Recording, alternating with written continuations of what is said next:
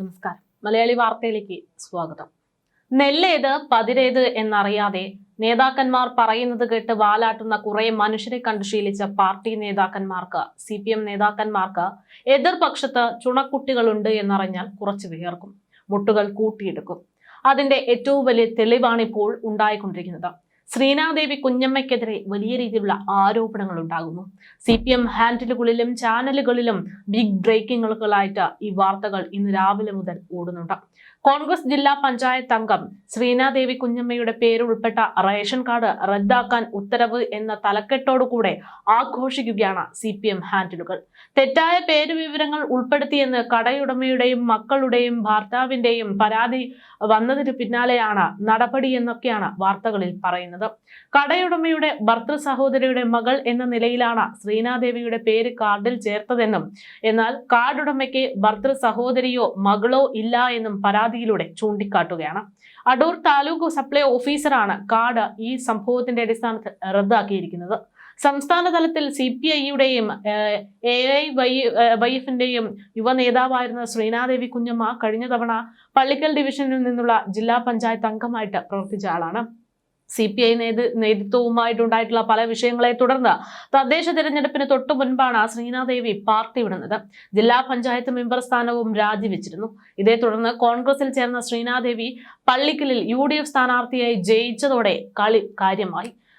ഇത് വലിയ രീതിയിലൊരു ഭീഷണിയായി മാറാനുള്ള സാധ്യതകളുണ്ട്. അല്ലെങ്കിൽ ശ്രീനാദേവി എന്ന് പറയുന്ന അവരുടെ ശക്തി എന്താണെന്ന് മനസ്സിലാക്കി അവർക്ക് ആപ്പുവെക്കാൻ തുടങ്ങി പാർട്ടി. എന്തായാലും ഈ സംഭവം പെട്ടെന്നൊന്നും ഉണ്ടായതല്ല എന്നുള്ളത് നമുക്ക് വ്യക്തമാണ്. ഈ പറയുന്ന ക്രമക്കേടുകൾ ശരിയാണ് എന്ന് പറയുന്നവരാണെങ്കിൽ അത് സംഭവിച്ചത് കാലം കുറെ ആയില്ലേ എന്നാണ് ചോദിക്കാനുള്ളത്. അന്നൊന്നും പുറത്തു വരാത്ത പരാതി, അന്നൊന്നും കുത്തിപ്പൊക്കാത്ത ഈ ആരോപണം ഇപ്പോൾ എന്തിന് എന്നുള്ള ചോദ്യത്തിലേക്ക് എത്തുമ്പോഴാണ് രാഷ്ട്രീയ ഗൂഢനീക്കങ്ങൾ എന്നുള്ള കാര്യത്തിലേക്ക് എത്തുന്നത്. എന്തായാലും കോൺഗ്രസിന്റെ നഷ്ടപ്പെട്ട പ്രതാപം ചുണക്കുട്ടികളായിട്ടുള്ള നിരവധി യുവ തലമുറയിൽപ്പെടുന്ന ആളുകൾ, രാഹുൽ മാങ്കൂട്ടത്തിലും ഷാഫി പറമ്പിലും പോലുള്ള ആളുകൾ തിരിച്ചു പിടിക്കാൻ ശ്രമിക്കുന്നത് കാണുമ്പോൾ ചിലർക്ക്, CPM നേതാക്കന്മാർക്ക് പ്രത്യേകിച്ച് വിയർക്കുന്നുണ്ട് എന്നുള്ളത് ഇത്തരം നടപടികളിലൂടെ വ്യക്തമായിക്കൊണ്ടിരിക്കുകയാണ്. അതുകൊണ്ട് തന്നെ അങ്ങനെ കോൺഗ്രസിന്റെ ചുണക്കുട്ടികളായവരെ എങ്ങനെയെങ്കിലും തകർക്കാനുള്ള ശ്രമങ്ങൾ ഇടതു നേതാക്കന്മാർ രാഷ്ട്രീയത്തിന്റെ ഏറ്റവും വലിയ അറ്റകൈ പ്രയോഗമായ പെൺ വിഷയം എടുത്തിട്ടുകൊണ്ട് നടത്താൻ ശ്രമിക്കുന്നുമുണ്ട്. രാഹുൽ മാങ്കൂട്ടത്തിനെതിരെ തുടരെ ഉണ്ടായിട്ടുള്ള ലൈംഗികാരോപണ പരാതികൾ അത്തരത്തിലുള്ളതാണ് എന്ന് വിശ്വസിക്കുന്ന വലിയൊരു സമൂഹമാണ് ഇന്ന് കേരളത്തിലുള്ളത്.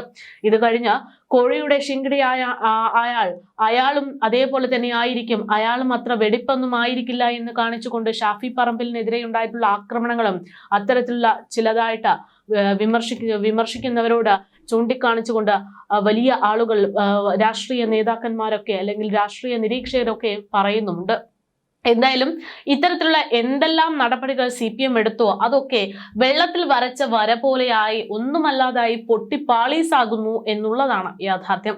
എന്തായാലും രാഹുൽ മാങ്കൂട്ടത്തിനെയും ഷാഫി പറമ്പിലിനെയും ആക്രമിച്ച് ഒന്നും നടക്കില്ല എന്ന് മനസ്സിലായതോടുകൂടെ അത് കഴിഞ്ഞപ്പോൾ ശ്രീനാദേവിയുടെ നെഞ്ചത്തേക്ക് എത്തിയിരിക്കുകയാണ് ഈ പറയുന്ന ടാർജറ്റ് എന്നുള്ളതാണ് യാഥാർത്ഥ്യം. ആൺകുട്ടികൾ മാത്രമല്ല പെൺകുട്ടികളും തങ്ങൾക്ക് കോൺഗ്രസിന്റെ ഭാഗമായിട്ട് ഭീഷണിയായി മാറുന്നുണ്ട് എന്നുള്ള രാഷ്ട്രീയ നിരീക്ഷണം തന്നെയാണ് ഇത്തരം ആക്രമണങ്ങൾക്ക് പിന്നിലെന്നും പറയേണ്ടി വരും. 24 ന്യൂസിലെ SKN സംഘടിപ്പിച്ച ഒരു ചർച്ചയിൽ എത്തിയ ശ്രീനാദേവി കുഞ്ഞമ്മ ഇറക്കിയ വാദങ്ങൾ അതുകൂടെ ആയതോടെ ഇവളെ പേടിച്ചില്ല എങ്കിൽ CPMന് തന്നെ പണി കിട്ടുമെന്ന് മനസ്സിലായി കാണണം. എന്തായാലും ഭരണപക്ഷം ആ പേടി വ്യക്തമാക്കിക്കൊണ്ടിരിക്കുകയാണ് എന്നും പറയേണ്ടി വരും. എന്തായാലും 24 ന്യൂസിൽ അന്ന് ഓങ്ങിവെച്ച ആ ഒരു വൈരാഗ്യം അല്ലെങ്കിൽ ആ ഒരു ദേഷ്യം ഇപ്പോൾ ശ്രീനാദേവിയുടെ നേരെ തൊടുത്തുവിട്ടിരിക്കുകയാണ് എന്നുള്ള ഒരു ആക്ഷേപം ഇപ്പോൾ CPMനെതിരെ ഉയരുകയാണ്. കഴിഞ്ഞ തദ്ദേശ തെരഞ്ഞെടുപ്പ് സമയത്ത് കോൺഗ്രസ് നേതാവായിട്ട് മത്സരിക്കാനിറങ്ങിയ മുട്ടട വാർഡിലെ സ്ഥാനാർത്ഥിയായിരുന്ന വൈഷ്ണ സുരേഷിനെതിരെയും ഉണ്ടായതും സമാന രീതിയിലുള്ള ആരോപണങ്ങളാണ് എന്ന് ഓർത്തെടുക്കുകയാണ് കേരള രാഷ്ട്രീയ സമൂഹം.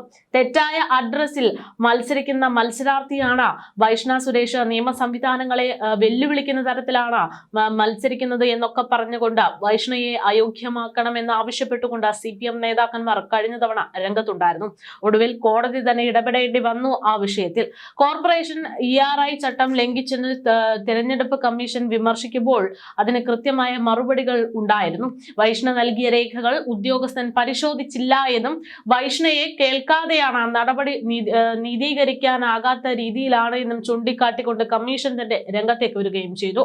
നേരത്തെ വൈഷ്ണയെ വോട്ടർ പട്ടികയിൽ നിന്ന് ഒഴിവാക്കിയതിൽ ഹൈക്കോടതി രൂക്ഷ വിമർശനമാണ് ഉയർത്തിയത്. പട്ടികയിൽ നിന്ന് വൈഷ്ണയുടെ പേര് നീക്കിയത് അനീതിയാണെന്ന് ചൂണ്ടിക്കാണിച്ച് ഹൈക്കോടതി പോലും രംഗത്തെത്തിയതോടെ CPM-ന്റെ പദ്ധതി അവിടെ അടപടലം പൊളിയുകയായിരുന്നു. മത്സരിക്കാനിറങ്ങിയ സ്ഥാനാർത്ഥിയെ രാഷ്ട്രീയ കാരണത്താൽ ഒഴിവാക്കരുതെന്നും ഹൈക്കോടതി അന്ന് പരാമർശിച്ചത് ഓർക്കേണ്ടതുണ്ട്. കോർപ്പറേഷനിലെ ഏറ്റവും പ്രായം കുറഞ്ഞ സ്ഥാനാർത്ഥി എന്ന നിലയ്ക്ക് മുട്ടടയിൽ UDF-ന് ഏറ്റവും വലിയ പ്രതീക്ഷയായിരുന്നു വൈഷ്ണ. എന്നാൽ കള്ളവോട്ട് ചേർത്ത് അന്ന് അവരെ മത്സരത്തിൽ നിന്ന് പിന്നോട്ടാക്കാൻ വേണ്ടിയുള്ള CPM-ന്റെ പരാതി അത് വലിയ രീതിയിൽ ശ്രദ്ധേയമായി. സ്ഥാനാർത്ഥിത്വം അനിശ്ചിതത്വത്തിൽ ആയതോടെ വൈഷ്ണ ഹൈക്കോടതിയെ സമീപിച്ചതോടെയാണ് നീതി നടപ്പിലായത്. അതേ സംഭവത്തിൽ നിയമപരമായിട്ട് മുന്നോട്ട് പോയതുകൂടെ വൈഷ്ണയ്ക്ക് ആശ്വാസമാകുന്നു, CPM-ന് തിരിച്ചടിയാക്കുന്നു എന്നുള്ള വാർത്തകൾ കേട്ടു. അതേപോലെ തന്നെയാണ് ഇപ്പോൾ ശ്രീനാദേവിയുടെ കാര്യത്തിലും ഉണ്ടാകുന്നത്.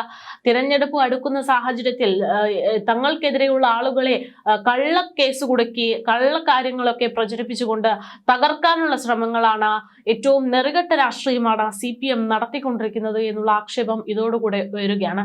എന്തായാലും ഇത്തരത്തിൽ എന്തൊക്കെ ആരോപണങ്ങൾ ഉണ്ടായാലും നിയമപരമായിട്ട് മുന്നോട്ടു പോകാനാണ് താൻ തീരുമാനിച്ചിരിക്കുന്നത് എന്ന് വ്യക്തമാക്കുകയാണ് ശ്രീനാദേവി കുഞ്ഞമ്മ.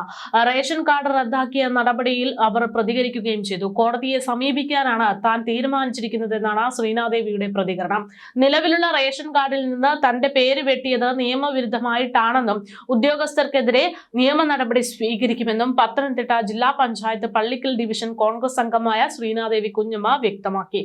അടൂർ താലൂക്കിൽ ഏറാത്ത് പഞ്ചായത്ത് 17-ാം വാർഡിൽ കൊള്ളാശ്ശേരിയിൽ വീട്ടിൽ യശോദ S. പിള്ള എന്നയാളുടെ റേഷൻ കാർഡിൽ ശ്രീന വ്യാജമായി പേര് ചേർത്ത് എന്ന് ആരോപിച്ചുകൊണ്ട് മക്കളായ Sreejith S. Pillai, Shyamjith S. Pillai, Sajith S. Pillai എന്നിവർ നൽകിയ പരാതിയിലായിരുന്നു താലൂക്ക് സപ്ലൈ ഓഫീസ് നടപടി സ്വീകരിച്ചത്. ശ്രീനയുടെ പേര് കാർഡിൽ നിന്ന് നീക്കിയതിന് പിന്നാലെ വലിയ വിവാദമായി. ശ്രീന വ്യാജരേഖ ചമച്ചാണ് കാർഡിൽ കടന്നുകൂടിയത് എന്നായിരുന്നു പരാതി. കൊല്ലം ജില്ലയിൽ പോരുവഴി പഞ്ചായത്തിൽ കമ്പലടി അയണിവേലിൽ വീട്ടിൽ താമസിക്കുന്ന താമസക്കാരിയായ ശ്രീനാദേവി കുഞ്ഞമ്മ ഈ കാർഡ് ഉപയോഗിച്ച് ഏറാത്ത് പഞ്ചായത്ത് 17-ാം വാർഡിൽ വോട്ടർ പട്ടികയും പേര് ചേർത്തു എന്നായിരുന്നു പരാതിയിൽ ചൂണ്ടിക്കാണിച്ചത്. ശ്രീനയുടെ ജില്ലാ പഞ്ചായത്ത് അംഗത്വം റദ്ദാക്കണമെന്നും ആവശ്യപ്പെട്ടിരുന്നു. ശ്രീന വ്യാജരേഖ ചമച്ചാണ് തെരഞ്ഞെടുപ്പിൽ മത്സരിച്ചത് എന്ന വിവാദം സോഷ്യൽ മീഡിയയിൽ പ്രചരിക്കുന്നതിനിടെ ശ്രീന തന്നെ പ്രതികരിച്ച് രംഗത്തേക്ക് വരികയായിരുന്നു.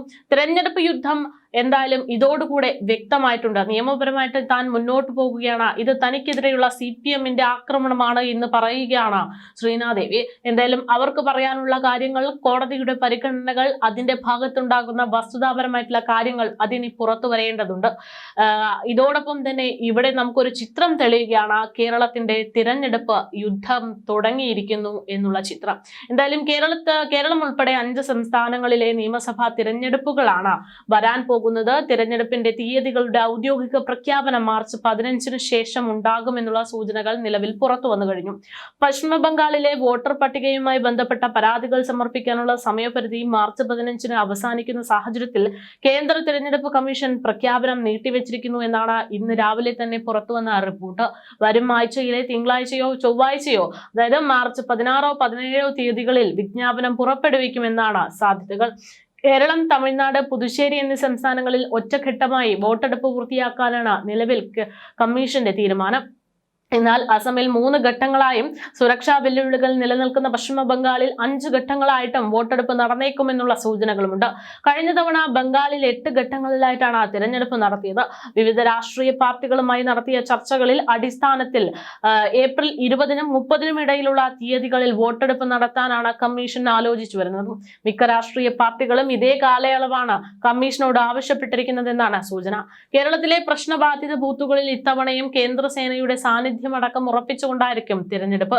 മലബാർ മേഖലയിലെ ബൂത്തുകളിൽ കൂടുതൽ സുരക്ഷ ഉറപ്പിച്ചുകൊണ്ടായിരിക്കും തിരഞ്ഞെടുപ്പ് എന്നുള്ള സൂചനകളാണ് പുറത്തു വരുന്നത്. ഇതിനിടയിലാണ് ഇത്തരത്തിൽ വലിയ പോരും കൂടെ ഉണ്ടാകുന്നത് എന്നുള്ളതാണ് ശ്രദ്ധേയം.